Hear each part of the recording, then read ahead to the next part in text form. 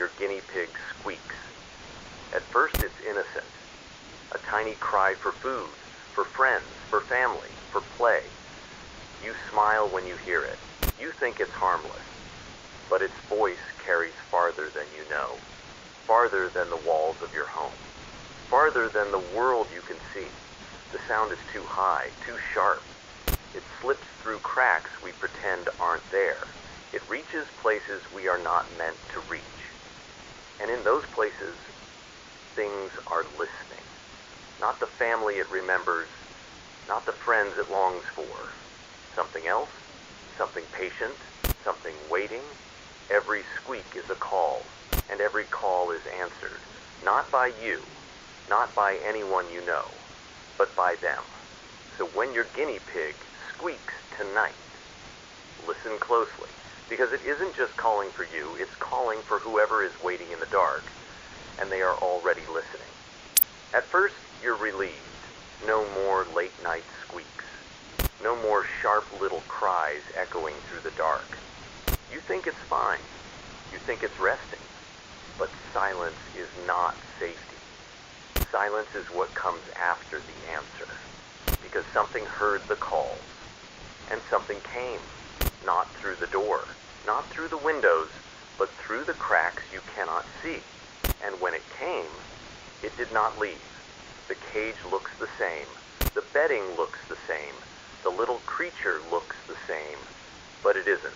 The fur doesn't quite sit right. The eyes don't quite blink. And when it moves, you notice it doesn't move the way it used to. That isn't your guinea pig anymore. It's what answered. And it's waiting.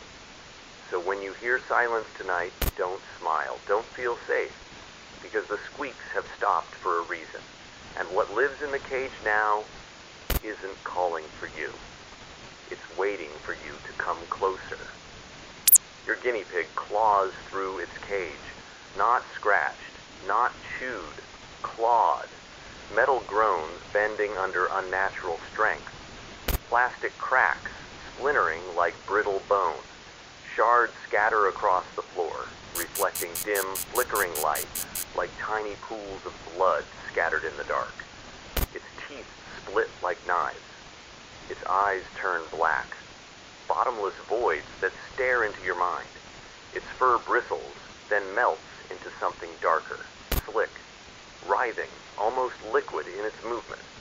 Its tiny limbs stretch unnaturally, bending in ways that should be impossible. Not soft, not harmless. Something else. Something that has been waiting. Patient. Hungry. Something that should not exist in your home. It stands in the corner. Watching. Squeaking. Not the squeak of an animal. A language you do not recognize. A rhythm pressing against your bones. A pulse in the air twisting your stomach, curling in your chest, making your heart pound in your ears. You back away. Your chest tightens. The walls lean in. The house shrinks around you. The floor groans under your weight. Shadows twist unnaturally in the corner. You call Father Edmund. He arrives in the middle of the night. The crucifix around his neck glints, trembling slightly in the shadows. He whispers that it's not too late to save your guinea pig. Father Edmund begins the rites. Words hiss from his lips, curling through the air like smoke. Water trembles in his vial. The temperature drops, and then your possessed guinea pig levitates in the air. You hear a demonic laugh as Father Edmund throws holy water on the creature. It screeches in agony for a moment before a portal opens. You feel yourself getting pulled, stretched, ripped apart by an invisible force. The walls around you melt into twisting shadows.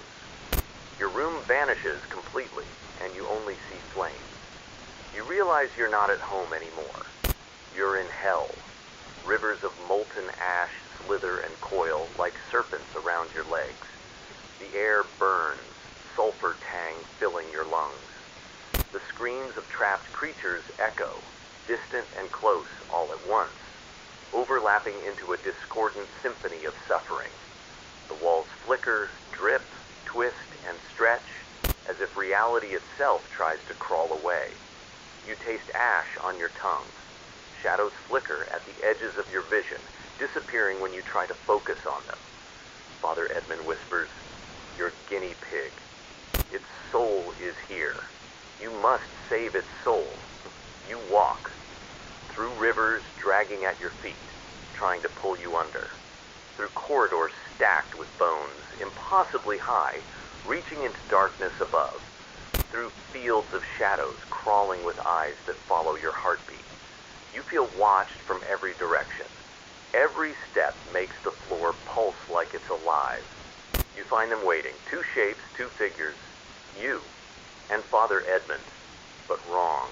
Eyes too wide, mouths sharp enough to tear the world, smiles patient, cruel, infinite, and then you see the soul of your guinea pig chained up behind them. The first one tries to bite you. You jump out of the way. The second lunges at Father Edmund, who raises his crucifix. He hurls holy water. The droplets sizzle and hiss as they touch the shadows. The creatures shriek, reform, twist, and attack again. You swing shards, grab pieces of broken reality, anything to keep them from the soul. They are relentless. Time dilates. Each breath burns. Each heartbeat pounds like a drum in the void. You fall, rise, dodge, strike, and throw again. Father Edmund chants prayers, louder now, each word burning the darkness back. Finally, the light of the guinea pig's soul flares, breaking free of its chains. The demon shrieks, retreating. The doppelgangers wail, twisting and fleeing into cracks in the hellscape. You grab the guinea pig's soul. You and Father Edmund return. The cage is whole. The guinea pig sits inside, quiet, watching, its tiny chest rising and falling. Father Edmund smiles, faint and weary. He says it is finished, and then you see it. The cross around his neck, upside down. Father Edmund did not return.